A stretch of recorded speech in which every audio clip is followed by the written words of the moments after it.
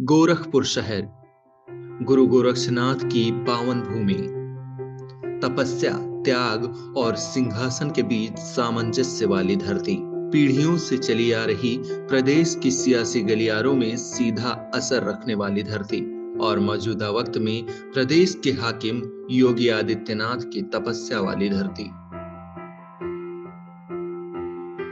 गुरु गोरक्षनाथ के नाम पर बसा ये शहर तपस्या, त्याग और मोक्ष के लिए जाना जाता है। ये धरती एक साथ कई धर्मों, बौद्ध, हिंदू, मुस्लिम, जैन और सिख संतों की साधना स्थली रही है। गोरखपुर शहर की चर्चा और इसका अस्तित्व इसी मठ से रहा है। ये प्रदेश के मुखिया योगी आदित्यनाथ के संन्यास, तपस्या और सिंहासन वाली धरती है। गोरखनाथ मंदिर मुख्यमंत्री योगी आदित्यनाथ का कर्मस्थल और गोरखपुर के गोरखनाथ मंदिर में हम मौजूद हैं, जहाँ की तस्वीरें मैं आपको दिखा दूं कि ये गोरखनाथ मंदिर का परिसर है जो 52 एकड़ में फैला हुआ है। मंदिर के भीतर अगर आप जाएंगे तो आपको गोरक्षनाथ की संगमरमर की प्रतिमा दिखाई देगी, चरण पादुका दिखाई देगी, गणेश मंदिर है, माँ काली का मंदिर है, काल भैरव है और शीतला माता का मंदिर है। तो कुल मिलाकर अगर धार्मिक परिप्रेक्ष्य में देखा जाए तो एक बड़ा ही महत्व स्थल है इसका, और हम आपको यहाँ की जो प्रसिद्ध गाथाएं हैं वो बताएंगे, साथ ही साथ इसका इतिहास बताएंगे और किस तरीके से मुख्यमंत्री योगी आदित्यनाथ यहाँ से उठे हैं, उसके बाद उत्तर प्रदेश की कमान संभाले हैं। इन तमाम बातों पर आपको विस्तृत जानकारी हम इस गोरक्ष मंदिर के परिसर के अंदर से देंगे। भारत से लेकर दुनिया के अलग अलग देशों में फैले नाथ संप्रदाय के अलग अलग मठों का केंद्र गोरक्ष पीठ में योग साधना का ये क्रम सदियों से चला आ रहा है। लेकिन समय समय पर विदेशी आक्रांताओं की तरफ से यहाँ की अलौकिक शक्ति को छीड़ करने की कोशिश की गई, जिसका समय समय पर जीर्णोद्धार होता रहा और यहाँ की पवित्रता, यहाँ की योग शक्ति के आगे किसी की भी नहीं चली। गोरखपुर शहर और गोरक्षनाथ मंदिर आज देश के साथ साथ दुनिया भर में मशहूर हैं। अपने गुरु महंत अवैधनाथ से दीक्षा लेने और फिर उनकी सियासी विरासत को आगे बढ़ाने वाले शिष्य योगी आदित्यनाथ ने इस विरासत को शिखर जैसी ऊंचाइयों पर पहुंचा दिया है। सीएम योगी जब भी सियासी जिम्मेदारियों से वक्त पाते हैं तो सीधे यहीं पहुंच जाते हैं और सन्यासी की दिनचर्या का पालन करते हुए मंदिर परिसर का भ्रमण कर गायों को चारा खिलाना, पूजा पाठ करना, छोटी छोटी बारीकियों पर चर्चा करते हैं।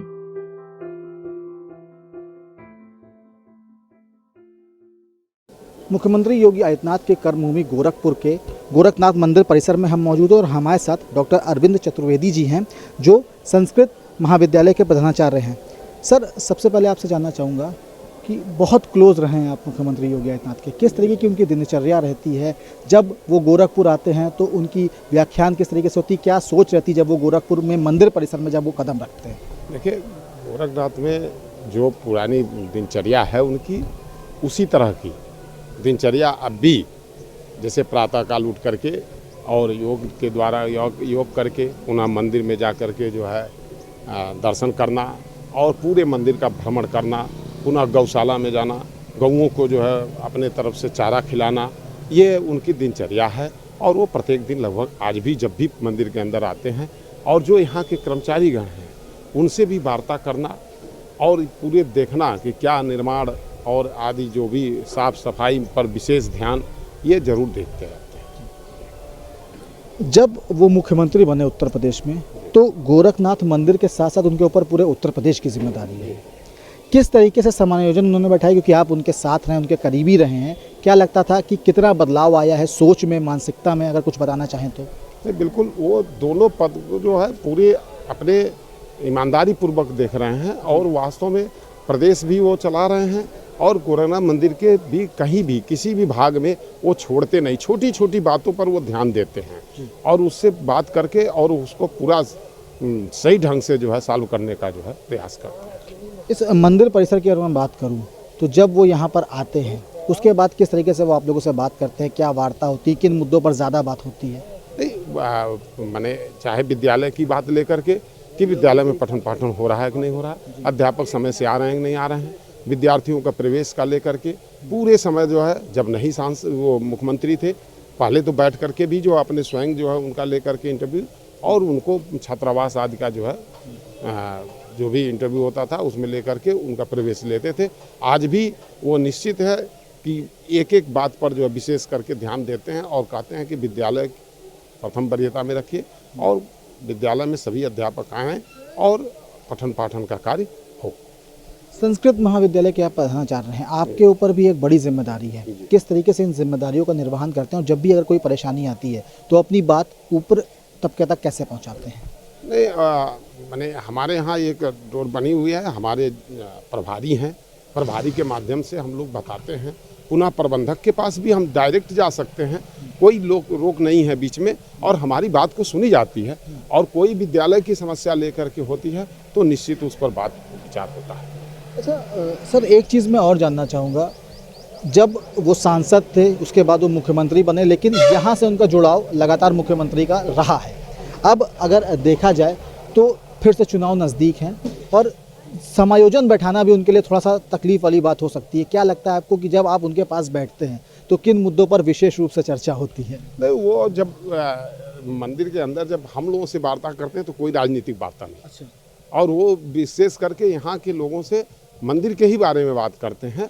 बाकी जब बाहर रहते हैं, राजनीतिक लोग रहते हैं तो उन लोगों से उस तरह की बातें करते हैं। संस्था के प्राचार्यों की मीटिंग होती है तो प्राचार्य के संस्था के ही दिनचर्या के और संस्था के उत्थान के बारे में ही, उनके पठन पाठन के ही बारे में उनकी वार्ता होती है। मुख्यमंत्री बनने के बाद इस मंदिर परिसर में किस तरीके से बदलाव आया है? आप देख ही रहे हैं, मंदिर में कोई जो है जो पहले चल रहा था साफ सफाई तो और थोड़ी जो है और अच्छी उनको बराबर, मैंने जब से मैं कहूँगा कि महंत बने हैं साफ सफाई पर तो विशेष ध्यान रहता है और चल रहा है उसी तरह से। संस्कृत महाविद्यालय की मैं बात करूं तो देखा गया है कि संस्कृत से जुड़ी जो पढ़ाई है उसको लेकर कहीं ना कहीं जो सरकारें हैं वो उदासीन रहती हैं। योगी आदित्यनाथ की सरकार में संस्कृत महाविद्यालय को क्या मिला है? संस्कृत में देखिए, संस्कृत के अध्यापक पठन पाठन कराएं, उदासीनता पर कहीं नहीं है। अध्यापक की नियुक्ति हुई है। दूसरी बात, 1994 से मैं अध्यापक हूँ, तब से विद्यालयों को रख रखाव के लिए किसी सरकार ने कभी 1 रुपये नहीं दिए, लेकिन मुख्यमंत्री जी ने 2 करोड़ रुपये प्रत्येक जनपदों को कह दिया कि उन विद्यालयों को वरीयता के आधार पर, जिन विद्यालयों के अधिक समय से जैसे 1950 के पूर्व के हों, 50 वर्ष पहले के हों, उन विद्यालयों को सबसे पहले वरीयता रखी जाए। आज जहाँ छात्र 100 से अधिक हों उनको यह चीज़ कराया जाए। उनके विद्यालय का रख रखाव के लिए डेस्क और जो भी कुर्सियाँ हैं उनके लिए वो धन आवंटित किया जाए। वहाँ के जिला विधायक प्रत्येक जनपद के और जेडी को, जॉइंट डायरेक्टर को भी यह निर्देश जारी है। अब ये कार्य चल रहा है।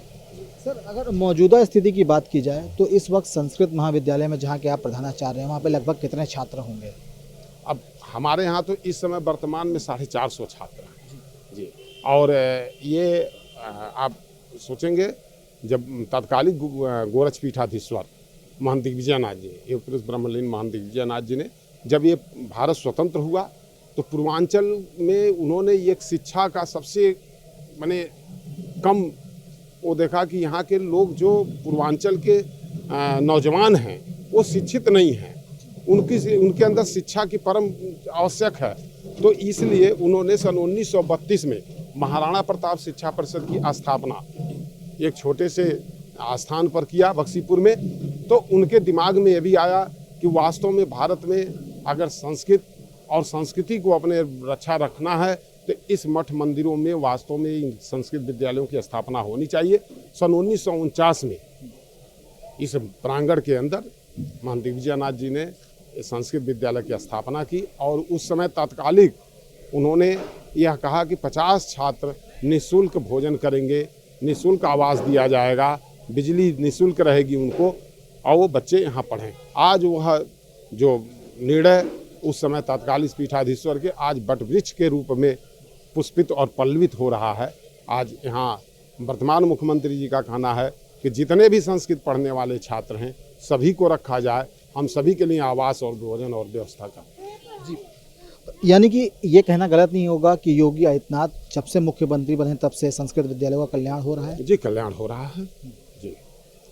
एक आखिरी सवाल है सर आपसे, अगर चुनाव चूंकि नज़दीक है, अगर वापसी मुख्यमंत्री योगी आदित्यनाथ की होती है सत्ता में, तो उनको किन चीज़ों पर संस्कृत विद्यालयों पर ध्यान देने की ज़रूरत रहेगी? क्या कोई ऐसे मुद्दे, कुछ सजेशन अगर आप देना चाहें तो? संस्कृत विद्यालय की एक एक समस्या से वो वाकिफ हैं, उनको स्वयं पता है संस्कृत विद्यालय के अध्यापकों को क्या चाहिए, उनके विद्यार्थियों को क्या चाहिए, उन विद्यालयों को क्या चाहिए, इसलिए उनसे कोई चीज़ अछूता नहीं है।